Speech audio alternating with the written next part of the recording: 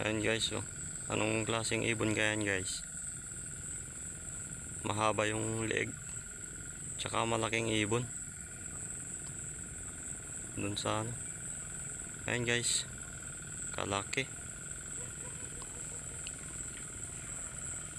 Hanap muna tayo ng spot guys.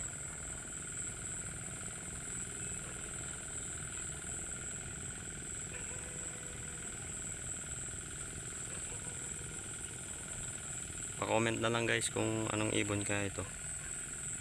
Laki oh.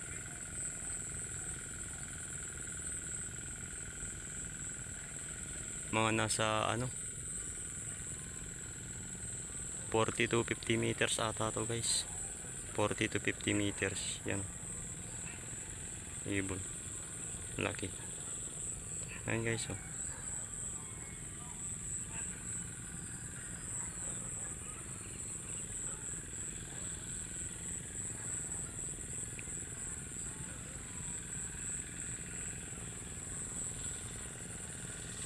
Dito lang yan guys.